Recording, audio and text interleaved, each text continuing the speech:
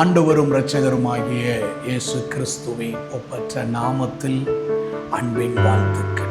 நம்முடைய ஜெபங்களுக்கு தேவன் உடனடியாக பதில் தராமல் ஒரு பெரிய தாமதத்திற்கு பின்பு, அநேக நாட்களுக்கு பின்பு ஜெபித்து போராடி அநேக நாட்கள் காத்திருந்து அதற்கு பின்பு பதில் பெற்றுக்கொண்ட அப்படிப்பட்ட அனுபவங்கள் நமக்கு இருக்கிறது.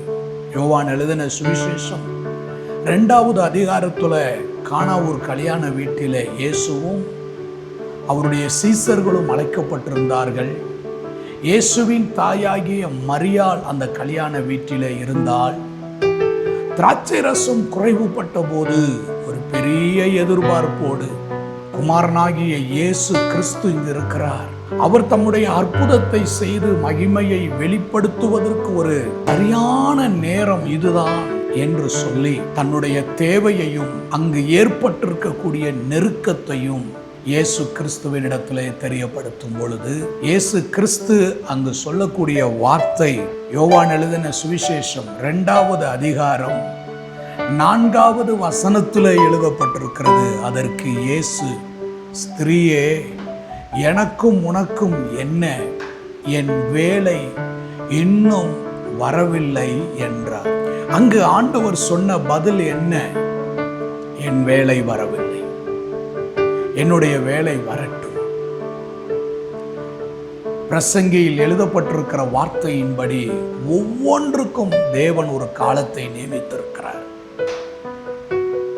அநேக நேரங்களில் நாம் ஜெபிக்கிற காரியத்திற்கு தேவன் பதில் தருவதற்கு முன்பு நம்முடைய ஜெபம் எப்படிப்பட்டதாக இருக்கிறது, நம்முடைய ஜெபம் எதை சார்ந்ததாக இருக்கிறது, அது தேவனுக்கு மகிமையாக இருக்கிறதா அல்லது தன்னலமிக்கதாக சுயநலத்தோடு கூடிய ஒரு ஜெபமாக இருக்கிறதா என்பதை தேவன் சீர்தூக்கி பார்க்கிறார்.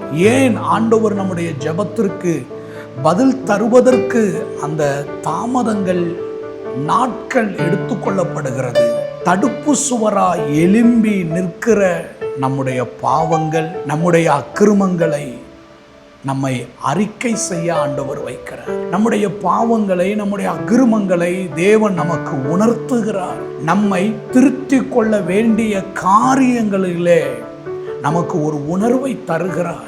தேவனுக்கு எதிரான ஒரு சிந்தையோடு, தேவனுக்கு எதிரான ஒரு மனப்போக்கோடு, தேவனுக்கு எதிரான ஒரு மனப்பான்மையோடு நாம் இருக்கிறோம் என்பதை நமக்கு உணர்த்தி, நம்மை சீர்படுத்தி, நம்மளை ஸ்திரப்படுத்தி, நம்முடைய வழிகளை திருத்தி, தேவனே உமக்கு பிரியமானதை செய்ய எனக்கு போதித்தருளும் என்கின்ற ஒரு அர்ப்பணிப்பை தேவன் நமக்குள்ளாக உண்டாக்குகிறார். அதாவது நம்மை முழுமையுமாய் ஆண்டவருடைய பாதத்தில் அர்ப்பணிக்க வைக்கிறார். அங்கே பொருத்தனைகளையும் அங்கே தீர்மானங்களையும் எடுக்க வைக்கிறார். மொத்தத்தில் நம்மை உலக்களத்தில் போட்டு புடமிட வைத்து, நம்முடைய வாழ்வில் இருக்கிற கசடு நீங்க நம்மை புடமிட்டு, நம்மை சுத்த பொன்னாக மாற்றி தம்முடைய அற்புதமான செயல்களை ஆண்டவர் நம்முடைய வாழ்க்கையில வெளிப்படுத்துகிறார். ஆம், தேவன் ஒவ்வொன்றுக்கும் ஒரு வேலையை வைத்திருக்கிறார். எல்லா காரியத்திற்கும் ஜெபித்த மறு நிமிடமே பதில் கிடைக்குமானால் ஒரு வாரம் தோத்திரம் என்போம், அடுத்த வாரம் நம்முடைய பழைய வாழ்க்கைக்கு போய்விடுவோம். ஆகவே அவருடைய வேலைக்காக நாம் பொறுமையோடு காத்திருக்கும் பொழுது நம்முடைய காரியங்களை ஆண்டவர் அற்புத விதமாக நேர்த்தியாக ஆண்டவர் செய்து தருகிறார். ஆகவே இன்றைக்கு உங்கள் ஜெபத்திற்கு தாமதம் ஏற்படும் பொழுது, தேவன் வெறுக்கக்கூடிய காரியம் எனக்குள்ளே என்ன இருக்கிறது, எனக்கும் தேவனுக்கும் நடுவாக தடுப்பு சுவராக இருக்கிற காரியம் எது என்பதை ஆராய்ந்து தேவனுடைய பாதத்தில் அறிக்கையிட்டு நம்மை சுத்திகரித்து கொள்ளுவோமே. ஆனால் தேவனாகிய கர்த்தர் நம்முடைய வாழ்க்கையில மகிமையான காரியங்களை செய்வார்.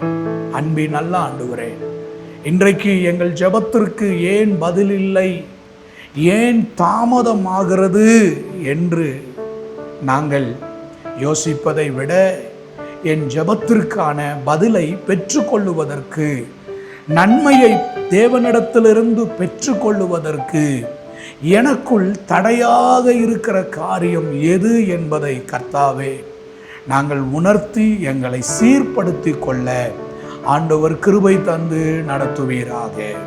தாழ்த்தி உங்க பிரசன்னத்தில் ஒப்பு கொடுக்கிறோம். ஆசீர்வதித்தருளும். இயேசுவின் நாமத்தில் பிதாவே, ஆமென். God bless you.